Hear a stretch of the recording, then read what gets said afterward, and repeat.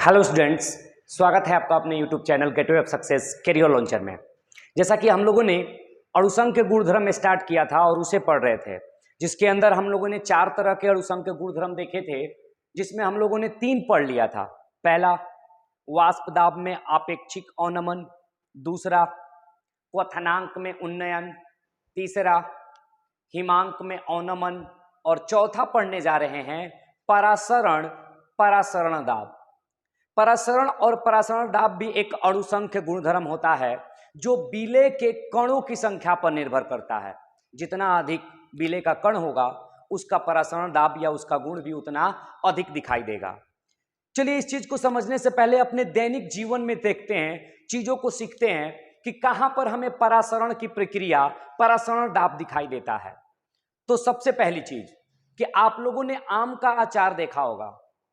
आम का अचार, जब कच्चा आम काटा जाता है तो वो बिल्कुल फूला फूला टाइप का रहता है, लेकिन जैसे ही उसे नमक, मिर्च मसाला, तेल में डाला जाता है तो वो सिकुड़ जाता है। क्यों?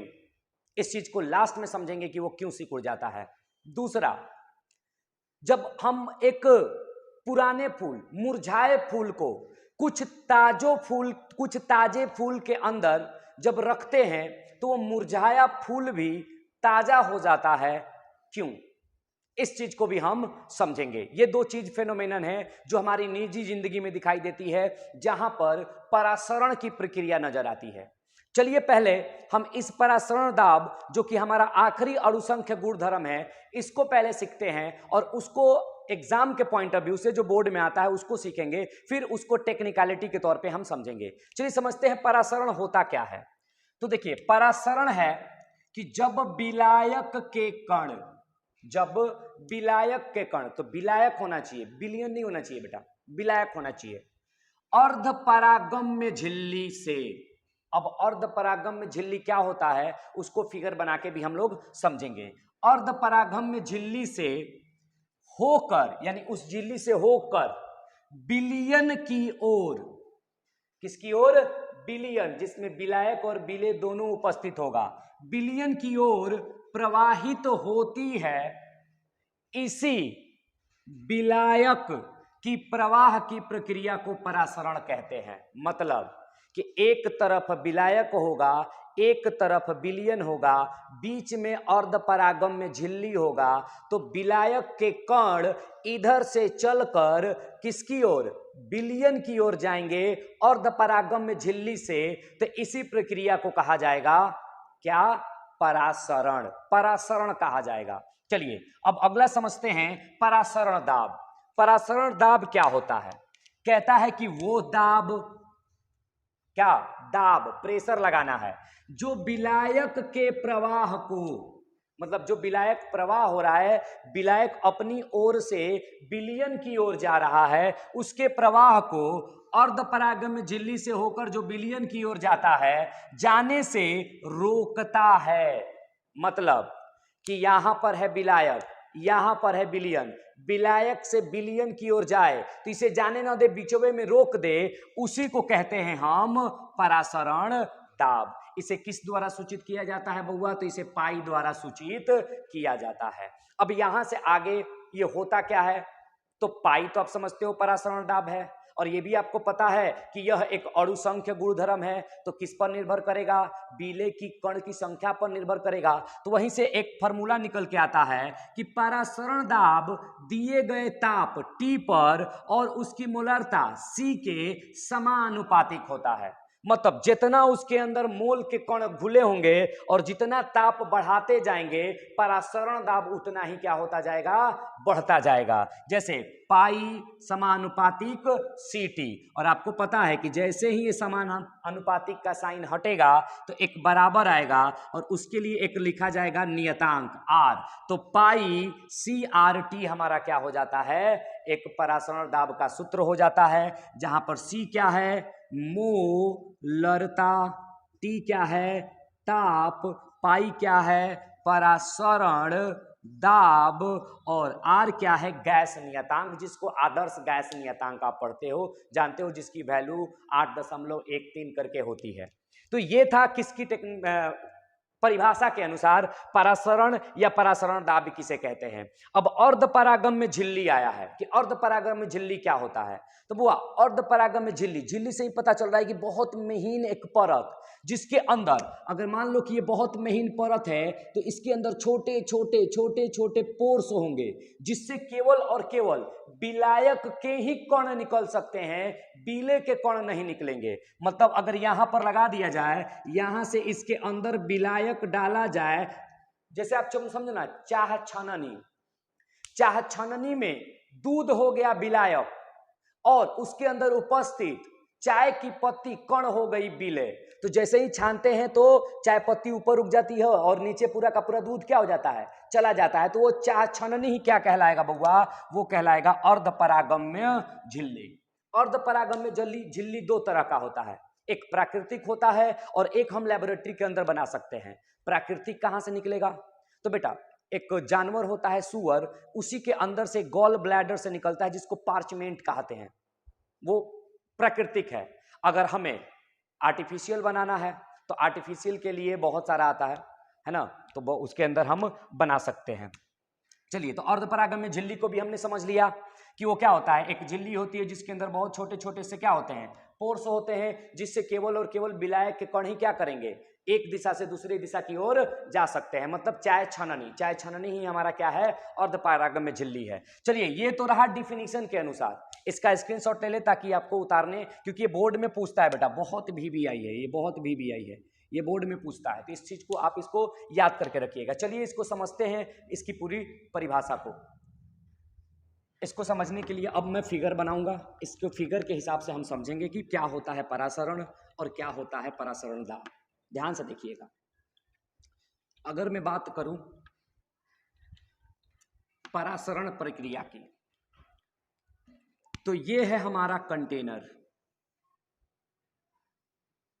और इस कंटेनर के अंदर हमने लगा दिया यहां पर अर्धपरागम्य झिल्ली, यहां पर लगा दिया मैंने अर्धपरागम्य झिल्ली। इसको बोलते हैं सेमी परमिएबल मेम्ब्रेन। अर्धपरागम्य झिल्ली को बोला जाता है सेमी परमिएबल मेम्ब्रेन। चलिए, इसमें मैंने भर दिया ब्लू कलर से, नीले कलर से मैंने भर दिया बिलियन, या इधर मैंने भर दिया विलायक, कुछ भी।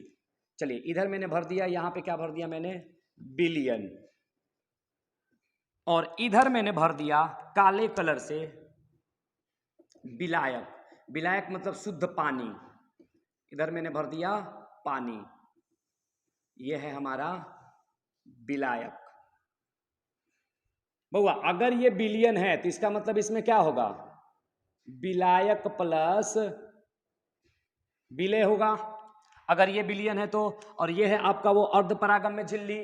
तो हमने पढ़ा परासरण कि विलायक के कण अर्धपरागम्य झिल्ली से होकर बिलियन की ओर, मतलब ये इधर से इधर की ओर क्या करेगा, प्रवाह करेगा naturally, without any helping, without any external factor. ये बिल्कुल अपने आप से इस दिशा से इस दिशा की ओर जाएगा। आ रहा बात समझ में, इस दिशा से इस दिशा की ओर जाएगा। इसी प्रक्रिया को कहा जाएगा परासरण। अच्छा ध्यान दो जरा कि अगर ये सिंपल विलायक है, मतलब पानी है, तो इसके अंदर तो बीले नहीं ना होंगे। जब इसके अंदर बीले नहीं होंगे और इसके अंदर बीले है, मतलब इसकी सांद्रता ज्यादा होगी कि इसकी सांद्रता ज्यादा होगी। चलिए एक बार सांद्रता को भी समझ लेते हैं। ये है पानी और ये है इसके अंदर पानी, लेकिन इसमें है आपका चीनी। बताओ बेटा, ये मीठा लगेगा, ये मीठा लगेगा? आप बोलोगे सर ये मीठा लगेगा, मतलब इसके अंदर सांद्रता है। तो पानी प्लस चीनी बन गया विलयन, यानी विलयन में क्या होगी, सांद्रता। विलायक में क्या होगा, सांद्रता नहीं, मतलब विलायक होगा निम्न सांद्रता और विलयन होगा क्या, उच्च सांद्रता। मतलब परासरण कैसी प्रक्रिया है, परासरण निम्न सांद्रता से उच्च सांद्रता की ओर जाने वाली प्रक्रिया है। निम्न सांद्रता मतलब विलायक के अंदर कोई विलय नहीं, मतलब उसकी सांद्रता निम्न है, तो उधर से किधर जाएगा, विलयन की तरफ जाएगा, तो इसकी सांद्रता क्या हो जाएगी, उच्च। यानी यहां से हमने समझा परासरण क्या है, निम्न सांद्रता से उच्च सांद्रता की ओर। आ रहा बात समझ में? चलिए अगला चीज को समझते हैं। अब यहां पर मैंने एक लगा दिया पिस्टन, यहां पर एक मैंने लगा दिया पिस्टन। अब इस पिस्टन को मैं दाब रहा हूं नीचे की ओर, फोर्स लगा रहा हूं नीचे की ओर। तो अब ये जो द्रव के कण हैं या गैस के कण हैं, ये नीचे की ओर जाएंगे और धीरे धीरे यहां पर आकर क्या करेंगे? फोर्स अप्लाई करेंगे। तो जो अभी ये इस ओर आ रहा था, इसको दाबते चले जाएंगे तो धीरे धीरे इसका क्या हो जाएगा? रुक जाएगा, यहां से ये प्रवाहित होना बंद हो जाएगा। मतलब जैसे जैसे यहां पर मैंने दाब बढ़ाना स्टार्ट किया, यहां से मैंने दाब लगाना स्टार्ट किया, दाब लगाना स्टार्ट किया, तो जैसे जैसे दाब बढ़ाया ये प्रक्रिया क्या होने लगी? रुकने लगी। इसी प्रक्रिया को कहा जाता है परासरण दाब। इसी प्रक्रिया को क्या कहा जाता है? परासरण दाब। कि जो मैंने यहां पे लगाया और विलायक से विलयन की ओर आने वाली प्रक्रिया क्या हो जाए? रुक जाए, उसी को कहा जाता है परासरण दाब। वो दाब जो विलायक के कण को अर्धपरागम्य झिल्ली से विलयन की ओर जाने से रोकता है, उसे कहा जाता है परासरण दाब। तो ये है आपका वो दाब। अगर इसी को हम ज्यादा कर दे बउआ, अभी तो मैंने रोका है, लेकिन और ज्यादा कर दे तो अगले पल क्या होगा?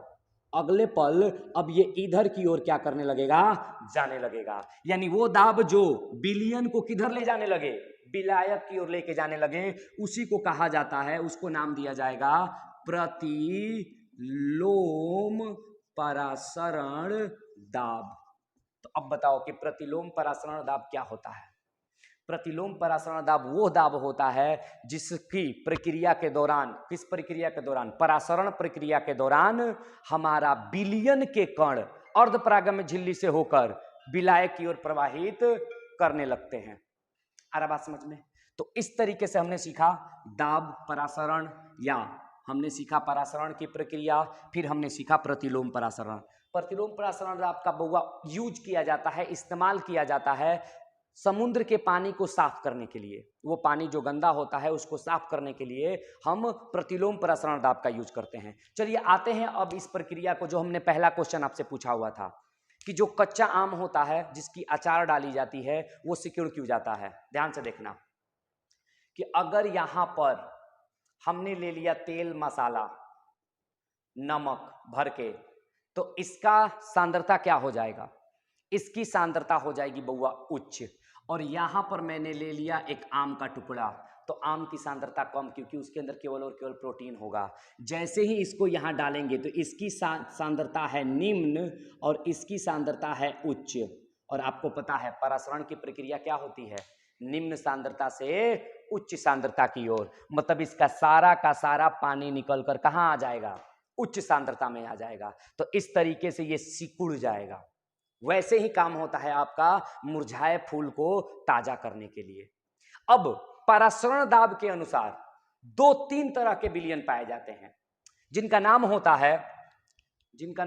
है समपरासरी विलयन, अति परासरी विलयन और अल्प परासरी विलयन।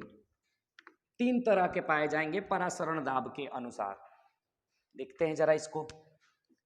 सम परासरी, अति परासरी और अल्प परासरी। ध्यान से देखिएगा। सम का मतलब कि एगो यहां पर है, एगो यहां पर है। इसका भी है पाई 1, ये है तुम्हारा पाई 2। इसका परासरण दाब कितना है? पाई 1 है, इसका परासरण दाब पाई 2 है। और ये दोनों क्या हो जाए? बराबर हो जाए। मतलब इन दोनों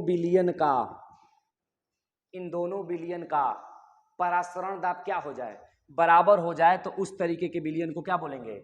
सम परासरी। सम का मतलब बराबर, परासरण दाब जिसका क्या हो? बराबर हो। अति परासरी, अगर इसका परासरण दाब है और इसका पाई 1 बड़ा हो जाए पाई 2, तो इसको बोलेंगे कि इसके लिहाज में इस वाले विलयन की तुलना में ये वाला विलयन अति परासरणी है, क्योंकि इसका परासरण दाब क्या है? अधिक है। उसी तरीके से बउआ इसको समझ जाओ कि अलग अलग दूगो है, इसका पाई 1 और इसका पाई 2। तो समझो कि इसका परासरण दाब दूसरे की तुलना में क्या हो गया? कम हो गया। उसको हम क्या बोलेंगे? अल्प परासरी। यानी ऐसा विलयन जिसका परासरण दाब किसी दूसरे की तुलना में कम हो तो अल्प, ज्यादा हो तो अति, बराबर हो तो समपरासरी दाब।